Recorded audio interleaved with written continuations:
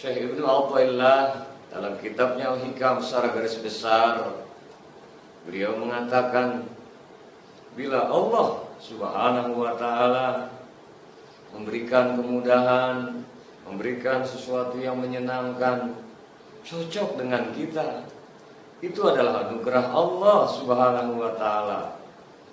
Dan bila Allah memberikan sesuatu hal yang membuat kita tidak nyaman, yang membuat hati seolah tidak mau menerima, tidak cocok dengan kita, itu adalah rahmat Allah Subhanahu wa ta'ala. Dengan demikian, Allah Subhanahu wa ta'ala jika memberikan kemudahan, anugerah, kesulitan, rahmat di dalamnya. Sehat, anugerah, sakit, rahmat pada prinsipnya. Ketika diberikan kelapangan, itu adalah anugerah. Ketika diberikan sebuah kesempitan, itu adalah rahmat. Tergantung bagaimana kita menyikapinya. Betapa banyak ketika Allah berikan anugerah, justru semakin mendekat seseorang kepada Allah. Dan ada juga yang Allah berikan limpahan kemudahan berupa rezeki, keuangan, pangkat, popularitas, jabatan, justru semakin lupa kepada Allah Subhanahu wa ta'ala. Ada juga orang yang dihimpit problematika kehidupan, kesulitan ekonomi dan lain sebagainya, justru malah semakin jauh pada Allah, na'udzubillah. Namun betapa banyak orang yang dihimpit dengan sebuah problema kehidupan, kesulitan, bahkan silih berganti datangnya. Satu belum selesai permasalahan, datang lagi. Tak jarang justru membuatnya jadi tegar dan semakin dekat kepada Allah. Ini tentunya yang dimaksud kesulitan. Ketika problem datang, itu hakikatnya rahmat Allah Subhanahu wa ta'ala. Apa maksudnya? Contohnya misalnya, ketika kita sedang lapang, kita ucapkan Alhamdulillah. Bandingkan dikala sempit, kemudian datang bantuan Allah, akan berbeda kadarnya. Alhamdulillah ya Allah. Ketika kita beristighfar dikala lapang, Astagfirullahaladzim, Astagfirullahaladzim. Dikala sempit, jalan belum juga terbuka lapang, bahkan dikala sakit yang teramat sangat belum tersembuhkan, karena terpaut hatinya kepada Allah, akan berbeda. Istighfarnya akan semakin berbobot. Astagfirullahaladzim, Astagfirullahaladzim.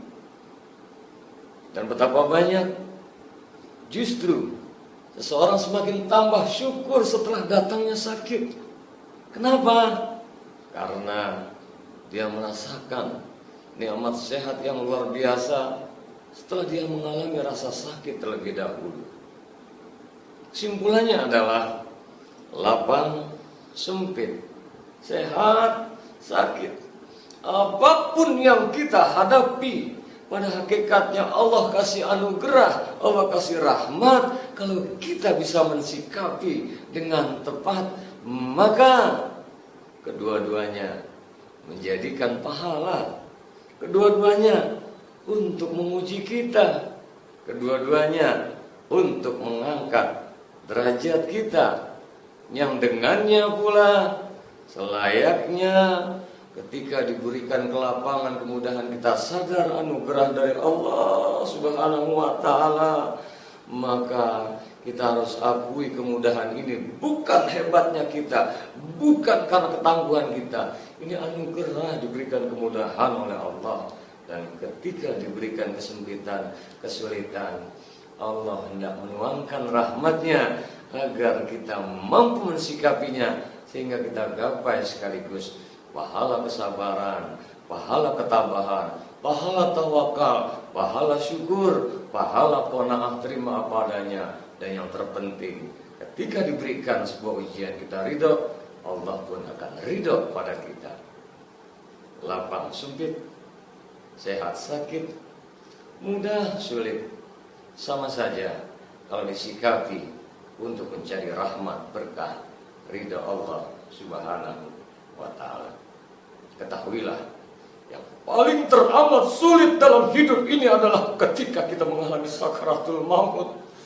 Maka ketika kita terbiasa, karena terbiasa semua kita kembalikan ke Allah. Dengannya Allah pun jadikan rahmat berkah ridhonya turun, sehingga kita tetap mampu mensikapi hidup.